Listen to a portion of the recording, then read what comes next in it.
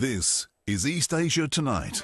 Good evening, I'm Ateli Edwards. Tonight's top stories. Tight security as global leaders gather in Munich amid a renewed push to end the Russia-Ukraine war and a Trump-Putin phone call that has rattled American allies. Now, China and the UK's top diplomats meet with Beijing, urging stronger dialogue and cooperation from AI to resolving the Ukraine war. At least half a dozen people killed and dozens evacuated after a fire broke out at a hotel construction site in Busan, South Korea. And potentially the biggest IPO in Japan since 2018, JX Advanced Metals Corp is aiming to raise $3 billion ahead of its Tokyo listing next month.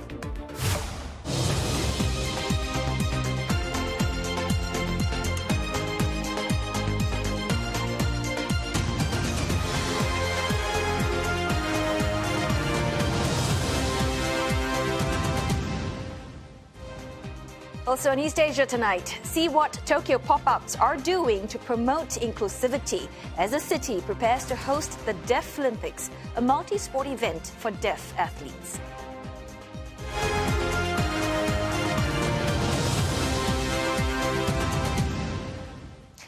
U.S. President J.D. Vance says that he wants to discuss how to bring the Russia-Ukraine war to what he calls a negotiated settlement. Now, he's speaking in Munich, where leaders and decision-makers are gathering today for a security forum. Well, Mr. Vance said that the U.S. also wants to see NATO do more, so it's built for the future. In particular, the president's desire to see NATO spend a little bit more resources on defense. And I know that's something Secretary General Rudda agrees with me on. We're going to talk, of course, about the Ukraine-Russia conflict and how to bring it to a negotiated settlement. Vice President Vance will also be meeting Ukrainian President Volodymyr Zelensky today. President Donald Trump's phone call with Russian leader Vladimir Putin this week has rattled Ukraine and Europe, and it's raised concerns that the U.S. might make a deal to end the war with Russia without Kyiv and its EU allies at the table. Well, Mr. Trump also told reporters yesterday that U.S. and Russian officials will meet in Munich and that Ukraine was invited. But Kyiv says it is not looking to talk to Russia until it has a common position with the U.S. and Europe. And also at the conference, China. Foreign Minister Wang Yi is set to deliver a speech in Munich later tonight about Beijing's position on international issues. And for more on that, we have CNA's Olivia Steong joining us live from Beijing. Olivia, tell us what sort of message Chinese Foreign Minister Wang Yi is likely to be pushing out later tonight. Well, the Foreign Ministry did say that Mr. Wang, during his speech, will lay out China's position on major international issues. He's also expected to have meetings on the sidelines of this conference with other counterparts and other leaders, including from the European Union. All this at a time when the U.S. Is seen to be taking a more protectionist approach, and amid those recent comments by the U.S. Defense Secretary Pete Hegseth saying that the U.S. can't only prioritize Europe's security, but that it also has to look at what China is doing, which it sees as a threat. And if you were to look at Mr. Wang's speech that he made at this same conference last year, it was a rather feisty one in which he warned the West and the U.S. about its red lines with Taiwan, as well as defended China's relationship with Russia. Now, this time round, analysts are saying that when it comes to China's overall posture, when it comes to security or its relations with other countries or on hot topic issues, this is unlikely to change. But what we'll be looking out for is whether there'll be any hints of recalibration on the part of the Chinese in the short term. Oteli. So, in other words, what sort of issues could possibly be discussed? One of the big topics that we'll be looking out for is the issue of the Ukraine war. That's being closely watched. Whether there'll be any indication of Chinese potential involvement, given that report by the Wall Street Journal, which said that China had floated a proposal to hold a summit between Russian President Vladimir Putin and his U.S. counterpart, Donald Trump, to help end the Ukraine war. Now, we do know that the Chinese Foreign Ministry has said so far that it has no information to offer on this, but this follows that phone call between Mr. Trump and Mr. Putin earlier this week. Also, Mr. Trump saying that U.S. and Russian officials will meet in Munich and that Ukraine is also invited to attend. We'll have to see how this plays out.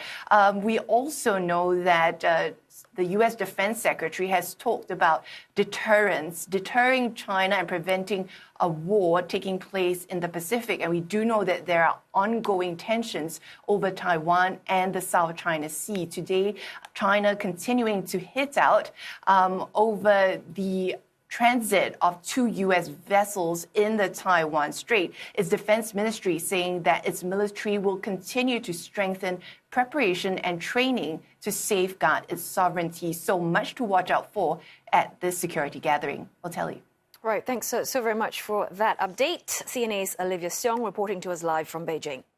And for more insights into security matters, we will be chatting with Wang Huiyao later this hour on East Asia Tonight. Now, he's the founder and president of the Center for China and Globalization. Now, he's also a former counselor to the China State Council. China has told the UK that both countries need to strengthen their dialogue and communication. Chinese state media Xinhua reporting on the meeting between Foreign Minister Wang Yi and British Foreign Secretary David Lammy in London.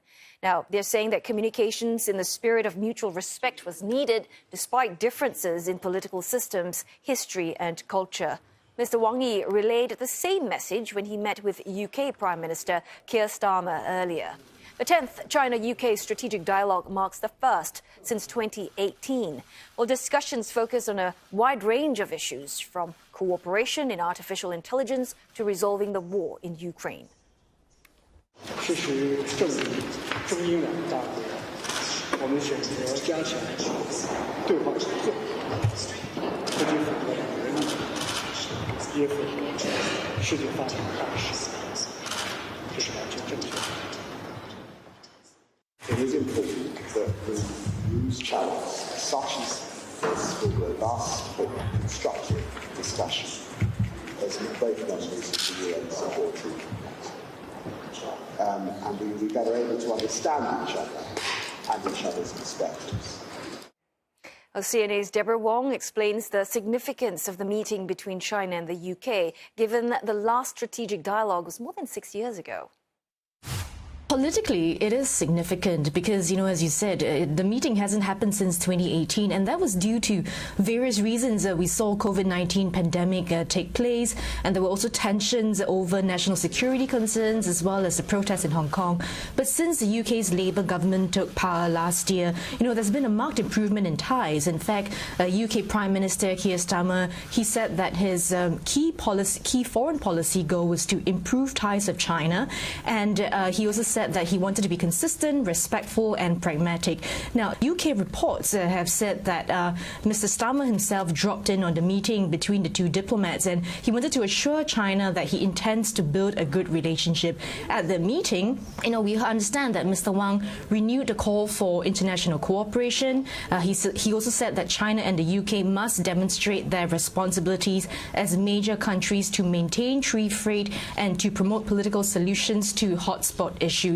Now, this followed a high-level economic meeting between UK and China last year. So when we look at all these events in totality, it does signal that there is an intention to maintain open lines of dialogue for friendly trade relations, and that stands out as we're seeing a more volatile US-China relationship, especially on the back of US tariffs, where we're seeing tariffs being launched on its European allies as well as on Chinese goods.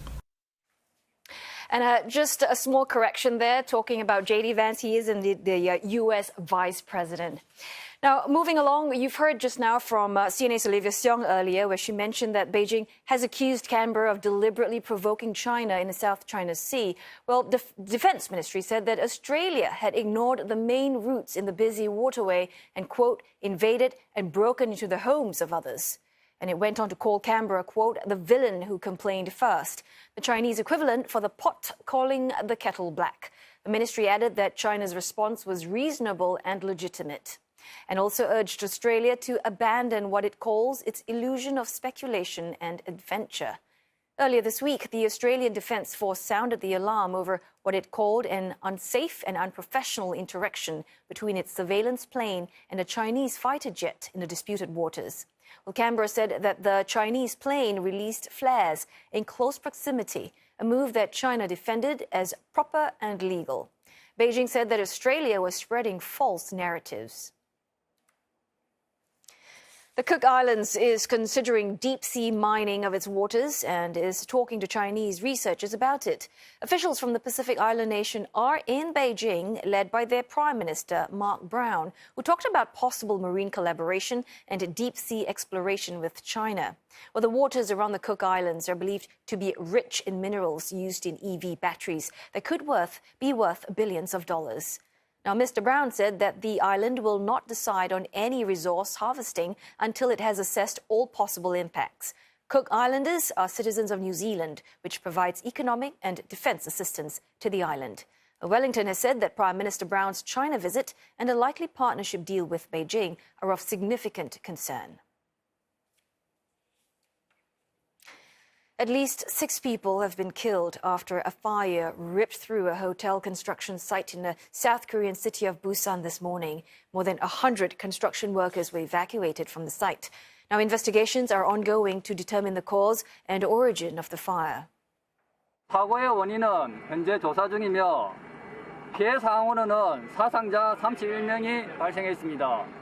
그중 6명은 심정지 상태이고 25명은 경상자입니다. 현장 도착했을 때 화재는 최성기 상태였고 우리가 인명 구조를 할 때 6명은 이미 의식이 없는 상태였습니다. 금일 인명 피해가 많은 원인은 현장 도착했을 때 이미 화재가 최성기였고 금일 연기가 현장을 뒤덮은 상황이었습니다. Hundreds of firefighters, more than 120 fire trucks and 3 helicopters were deployed to the scene. Authorities are still verifying the number of workers present in the building during the incident. The blaze appeared to have broken out in insulation material on the building's first floor. The National Fire Agency has been tasked to focus on fire suppression and conduct on-site search and rescue operations. Now, the Korean National Police Agency, meanwhile, is overseeing strict safety measures around the accident site. That breaks up next, but coming up on East Asia tonight, Sony shares set a new high score after a better-than-expected forecast, buoyed by gaming and music. And rising cocoa prices leaving a bitter taste in consumers' mouths as chocolate gets more pricey this Valentine's Day.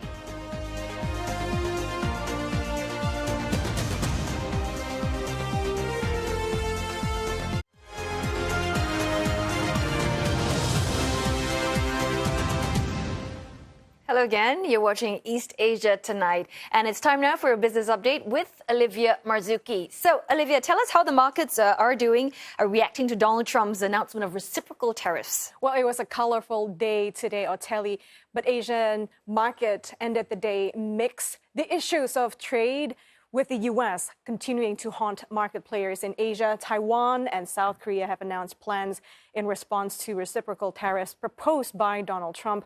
The U.S. president seeks to increase tariffs to match the rates that other countries charge on American imports. The duties will not be effective immediately. The memo by the president instead directs Trump's economic team to study trade relationships and start circulating the levies. Well, some Asian markets are relieved that Mr. Trump will hold off on new batch of tariffs. Just take a look at Shanghai and Kospi there. They both ended the day solidly in the green, about 0.4% for Shanghai, about 0.3% for the Kospi. But in Japan, the Nikkei 225 and the broader topics both ended on the back foot. Japan's trade deficit with the U.S. runs to around $70 billion. Mr. Trump told Japanese Prime Minister Shigeru Ishiba last week that he's looking to end its trade deficit with its key ally. The issue is making itself apparent in the forex space as well. The Philippines peso was weaker against the greenback today, but recovering some ground now. The Philippines is among nations with the biggest tariff gaps with the U.S. Well, Sony shares hitting a new one-year high today. After it forecast stronger revenue and profit for fiscal year 2024, shares surged by more than 10% before paring back to end with an 8% gain. The Japanese conglomerate expects full-year sales to hit $86 billion. The figure marks a 4% increase in comparison to the November forecast. Sony is predicting annual operating profit to come in at $8.76 billion when the financial year ends in March. Should it hit this target, it will mark a 2% increase from the previous year, financial year, that is. And the company is banking on strong performance in its gaming and music business in the third quarter to achieve its fiscal year targets. For the December quarter, the company's operating income came in at $3 billion. And Japan's next top IPO is in the making. JX Advanced Metals has won regulators' approval to go public in a $3 billion offering. That would mark the country's largest listing in 7 years since SoftBank's in 2018. It will also surpass Tokyo Metro's record in 2023. JX Advanced Metals is a unit of Japan's top oil refiner, Onios Holdings. The company set an indicative share price of 862 yen. That's around $5.80. It has penciled in March 19th for a debut on the Tokyo Stock Exchange. Analysts say that JX listing will be a test of market sentiment, particularly among retail investors. It's also a gauge for the state of the IPO market in Japan, which outperformed the region last year.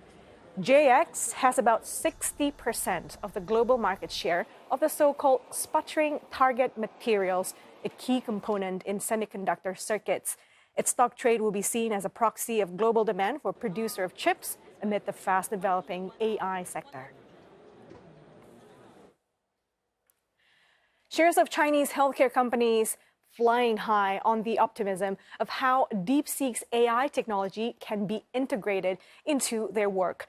Alibaba Health IT and Ping An Health Tech saw their shares climb after Ping An joined the growing list of companies incorporating DeepSeek's technology. The healthcare sub-gauge on the CSI 300 climbed by more than 2.5%, outperforming the broader CSI 300 index. The optimism spilling over to genetic sequencing as well. MGI Tech, a key beneficiary, saw its shares soar by as much as 12% before giving up some of those gains. The growth is also fueled by a decision by the U.S. government to blacklist the company's rival Illumina.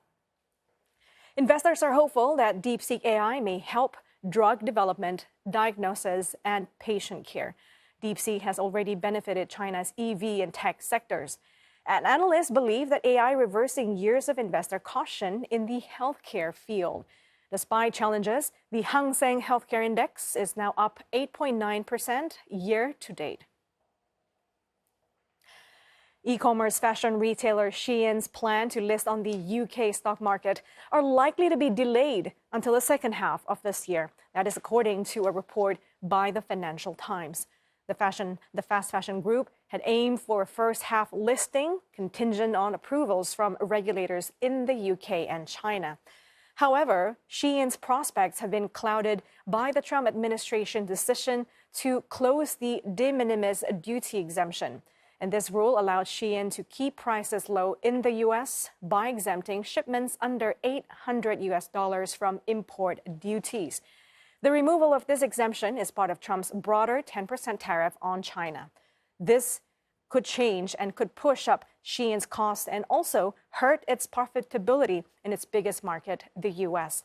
In light of this, Shein's also scaling back its valuation for the potential London listing, dropping to $50 billion from $66 billion last year. Shein has not yet responded to comment requests. Japan will be tapping into its emergency rice stockpiles for the first time amid an unusual spike in the cost of the staple food. The average retail price for 5 kilograms of rice was around $24 in the week of January 27th. That is 82% higher compared to a year ago. The government plans to sell 210,000 tons of rice to tame that record price surge. The Japanese government heavily regulates the country's rice market and imposes significant tariffs on imports. Officials say the spike, which comes despite an improved harvest last year, could be blamed to problems in the distribution system. Well, on Valentine's Day, giving chocolates is one common way to show how deep your love is. But with the rising cocoa prices, they're now testing how deep your pockets are, with the effects felt all over the world, including here in Asia. Love is in the air, and so is the scent of chocolate. But soaring cocoa prices are making this love token costlier.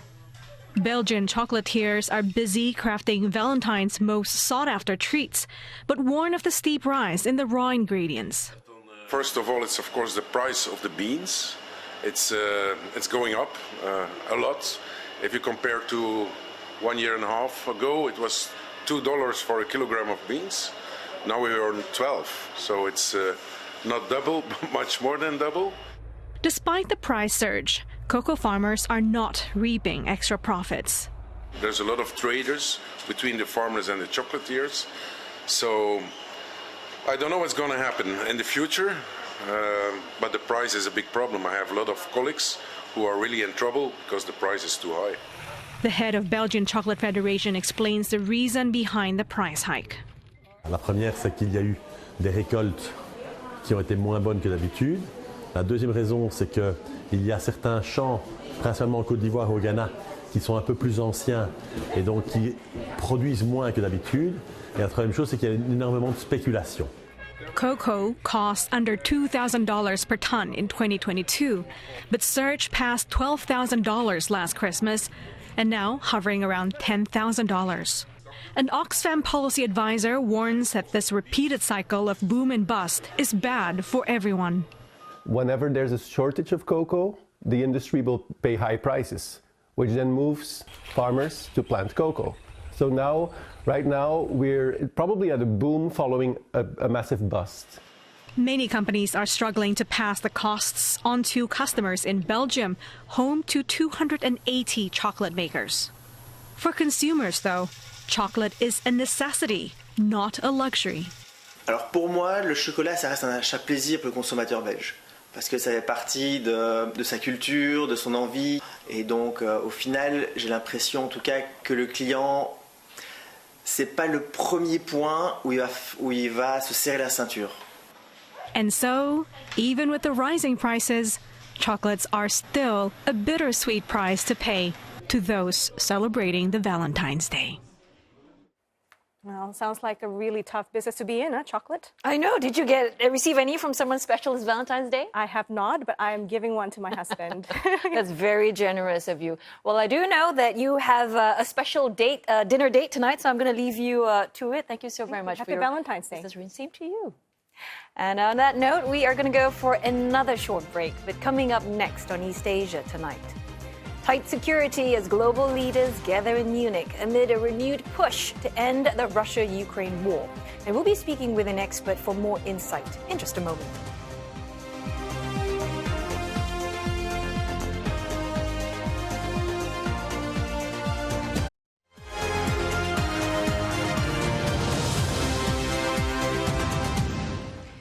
You're watching East Asia tonight. At least 6 people killed after a fire broke out at a hotel construction site in Busan, South Korea.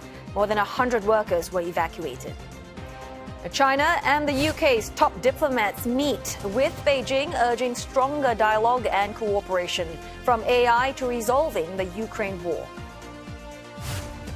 And a tight security as global leaders gather in Munich amid a renewed push to end the Russia-Ukraine war and a Trump-Putin phone call that has rattled American allies.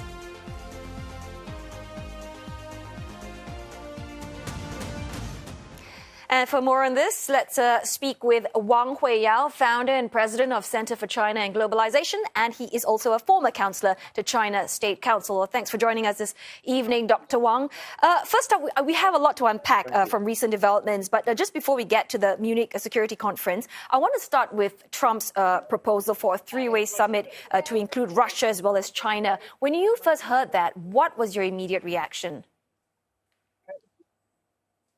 Well, my first personal impression was that may not be a bad idea because China, you remember that we used to have a six-party talks on North Korea nuclear issues for quite a number of times. U.S. is involved, and that paved the way for a final resolution passed at the UN to sanction North Korea. So I think that given China's good relation with both Russia and Ukraine, it may not be a bad idea probably to have this in China.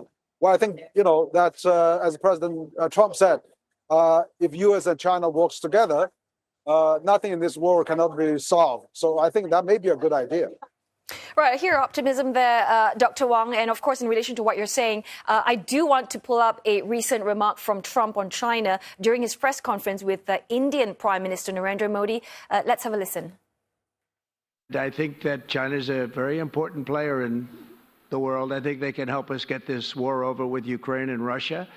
And I look at India, I do see the skirmishes on the border, which are quite vicious, and I guess they continue to go on.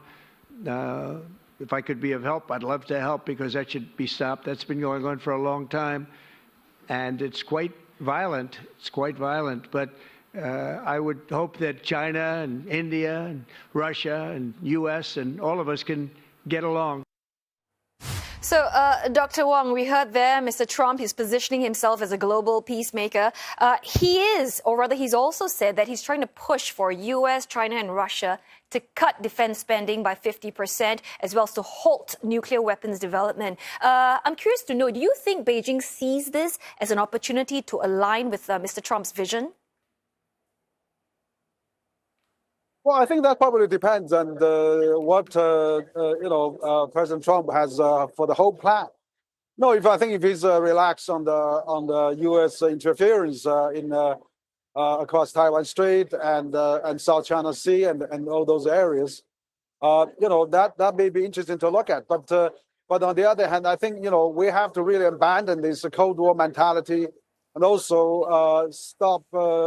Encircling China in those China's areas, like South China Sea or East China Sea or Taiwan Strait. I mean, just a few days ago, we had a U.S. Marine troops, the submarine, the warships actually passing through Taiwan Strait. So I think that we need to really figure out what's the total, recommendation in the package there, and then maybe China could act accordingly. I really think it's time to have more peace, of course. So we have more stability, and then U.S. and Russia being the two largest nuclear arsenal, holders, they really have to come to grips and let's stop this war in Ukraine and also Gaza, and then let's gradually work together through the UN and also the global multilateral system. Right. And Dr. Wang, I'll turn our attention to the Munich Security Conference that's underway, and it's what you are also attending. And this event report, just to quote, states that China's advocacy for a multipolar order resonates in the global south, but it's ultimately somewhat of a cover for amassing power to compete strategically with the U.S. Now, that's quite a strong statement, and I want to get your thoughts on that. Well, I don't think that was accurately described the Chinese situation. China actually is pursuing economic globalization. For example, while Trump is raising tariff for every country, China lowered the tariff to 0 to 40 least developing countries. It's such a sharp contrast. China is breaking down the walls and the tariffs, and while Trump is raising that. The other thing is that I think because China has, for example, launched the Belt and Road Initiative, 150 countries, 2/3 of the world countries are part of that initiative. So it can show that China is pushing for economic globalization rather than geopolitical militarization and secularization. So I think that the approach is there, and then we can see that. I was actually just a few days ago at the Berlin, this kickoff of this Munich Security Council's report, where I was one of the 5 speakers there, which I said, we should abandon the narrative of democracy versus autocracy. Let's really work for the common interest of the mankind, and otherwise we're seeing the West versus the rest. It's not a healthy situation. So let's abandon that. So it's good to see what has been achieved at the AI summit in Paris, which I was there, whereas France, India, China, EU have all signed a declaration, whereas the US and the UK didn't sign that. So we see the world is not ideologically black and white now. It's more diversified, which is good. And let's pursue that and check the real, what are the benefits, what are the real economic progress and development for its own people. So, if Trump is doing that for its own people, but for the world, which is okay. But if it's really a tariff, isolation, a unilateralism, I don't think that will travel very far. Now, chasing that economic progress probably partially explains your Chinese Foreign Minister Wang Yi. I mean, he's got a packed diplomatic schedule, right? I mean, from UK and Ireland, and now now in Munich, and then after that, he's off to the UN Security Council. You got the G20 Foreign Ministers meeting, etc., etc. So, help us understand this. What is driving this intense diplomatic push, and what exactly is China's role here? Absolutely. As we have a Center for China Globalization, our think tank, we are having a playbook for 2025. And 2025 is the year is so crucial. I mean, particularly for this month, we've seen what happened in the U.S. That new administration, really shocked the world by daily different executive orders being signed. So the world needs some stability and some continuity. I think China probably can be an anchor for this global stability. That's why Chinese top diplomat Wang Yi is traveling heavily. First of all, I think he was in UK to stabilize improve the relations and to seek more economic cooperation, which is a way to go. And also, he is coming here for the Munich Security Conference, and he's speaking this afternoon here. And he's going to UN for the Security Council members chair meeting. So, which is great. I think China can play more active role in terms of this turbulent time. At least, economically, China has contributed over 30% of world GDP growth. China is the largest partner of developing countries. The whole world is really needs some new stability while this uncertainty is there. So I think it's great that China top diplomat is traveling to those key places to assure that China's position, and to also work with US, EU, and many other countries at UN to really safeguard the UN as a principle, as the rule of the law of the world to really improve, enhance, and stabilize that. Right, really appreciate you taking time out of your busy schedule to speak with us. Thanks so very much. Wang Huiyao, founder and president of Center for China and Globalization, and also a former counselor to China's State Council.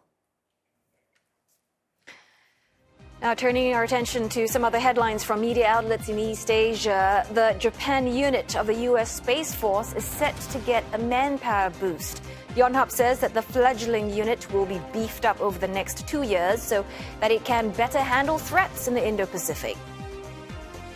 20 people are being questioned in an ongoing investigation over a mall explosion in Taiwan's Taichung city that killed 4 people. Taipei Times says that department store staff and construction workers are among those called up by the police. And a pilot program placing Filipino nannies with South Korean families will be extended for 1 year. Yonhap News says the caregivers' salaries could also go up by about 20%. Coming up next on East Asia Tonight, we look at the repercussions of a large-scale Gaza settlement as U.S. President Trump doubles down on taking over the Strip. And Tokyo are ramping up the promotion of inclusivity ahead of a sporting event for deaf athletes.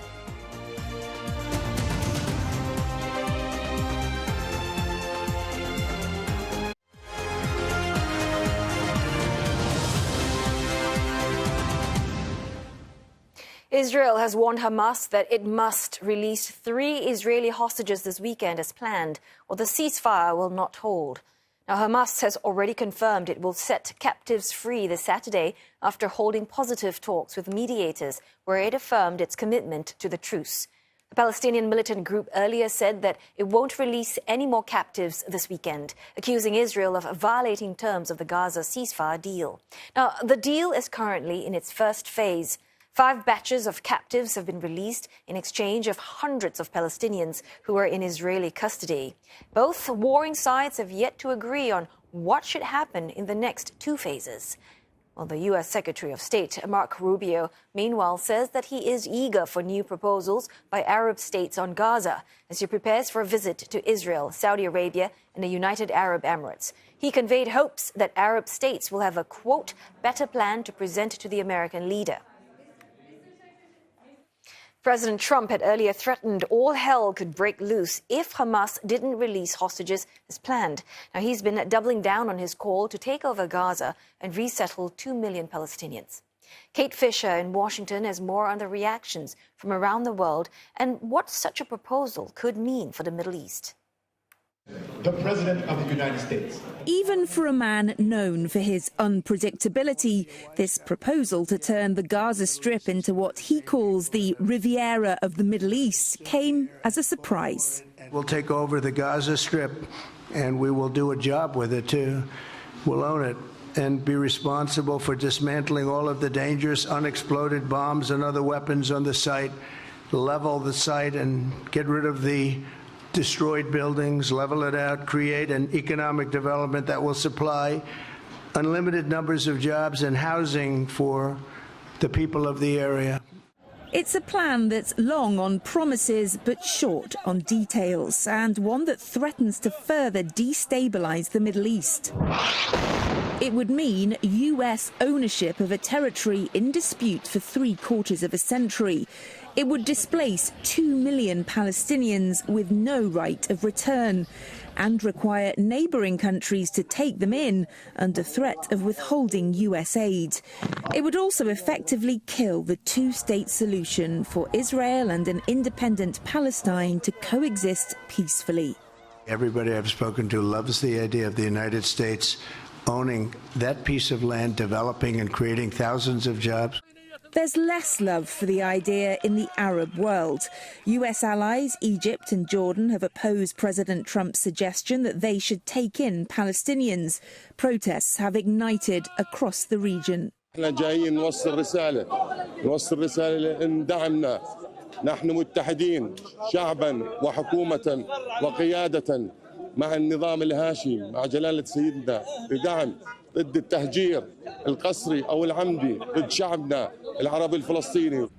Even as Jordan's King Abdullah sat next to him in the Oval Office, President Trump made no attempt to soften his stance. I believe we'll have a parcel of land in Jordan. I believe we'll have a parcel of land in Egypt. We may have someplace else, but I think when we finish our talks, we'll have a place where they're going to live very happily and very safely. Do you want to see the U.S.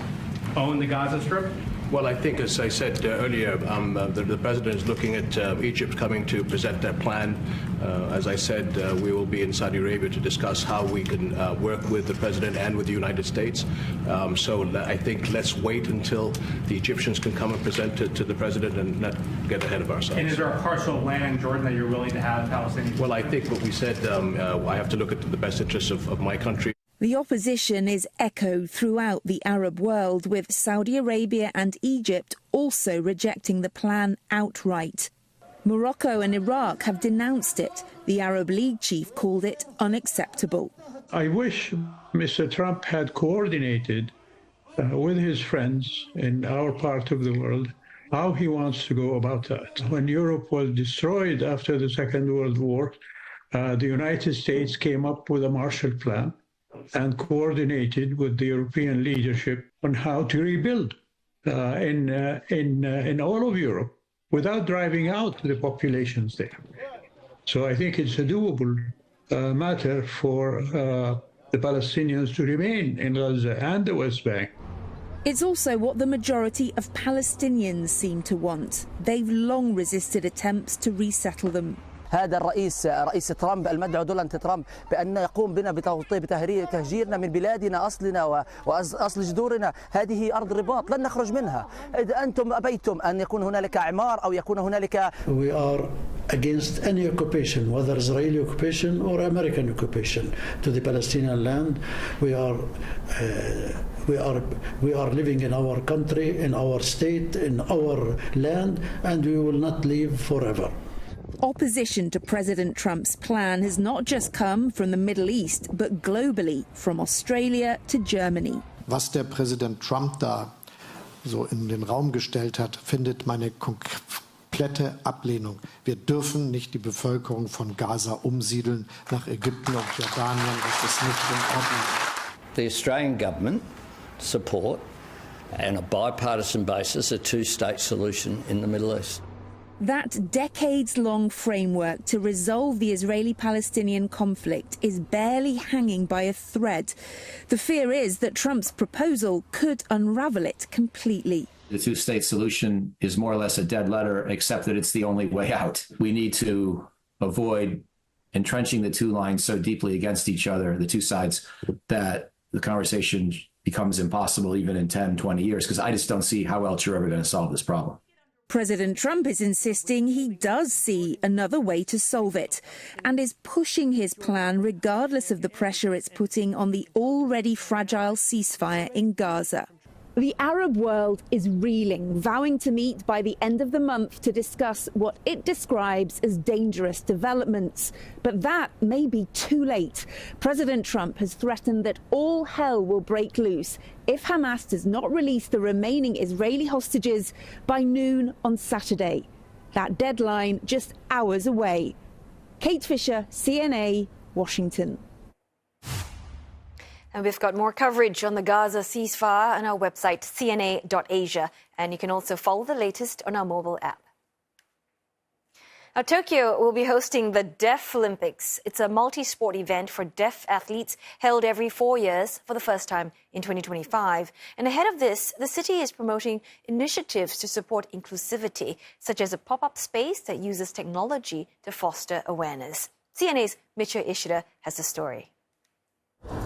This cafe doesn't just serve drinks. It's a space where people with hearing disabilities and the wider public can meet and connect. Konnichiwa. Hajimemashite. こちらのカフェでのおすすめは何でしょうか?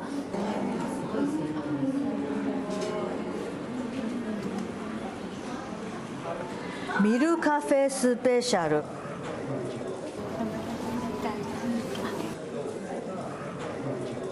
ありがとう。Miru Cafe is run by students, some of whom are deaf. This cafe is temporarily operated at Showa Women's University in Tokyo for 9 days as a place to facilitate communication for those with hearing impairment. It's supported by the Tokyo Metropolitan Government as Japan prepares to host an international sports competition for deaf athletes called the Deaflympics for the first time in November. For 20-year-old Miku Naoka, who was born with a hearing disability, it's a chance to get exposure to the wider world. ろう者だけの世界ではなくて、健常者の世界にもいろいろ交流ができるというなんかボランティアのようなことがないかなと思って探していたときに、たまたまミルカフェの広告を見て、これは私に合ってるいいなと思って。 She spends time socializing with customers and also teaches other volunteers sign language, like 20-year-old Hazuki Hirose. とても楽しくて、実際にその手話を習うっていうのもそうなんですけども、実際に手話を使っている方々とお話しするのが新鮮で。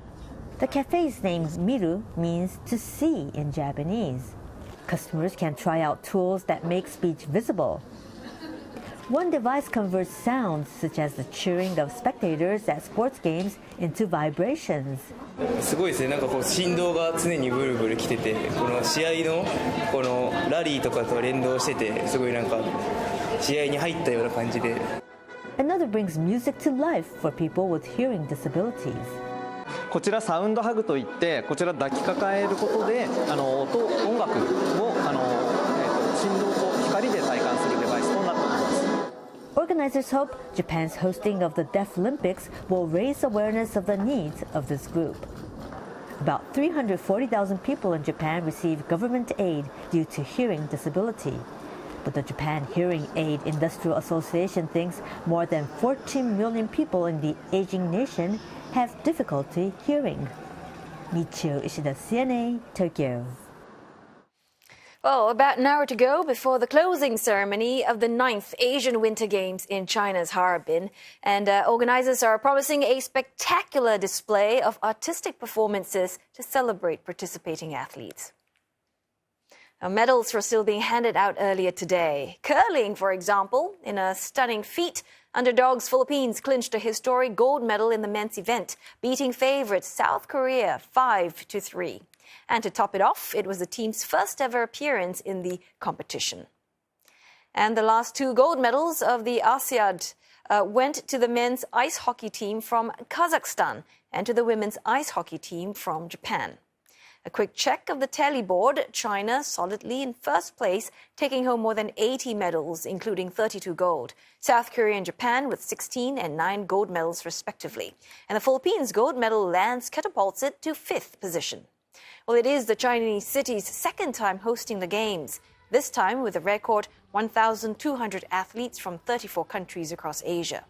The next edition of the Asian Winter Games is set to be held in Trojena, Saudi Arabia in 2029.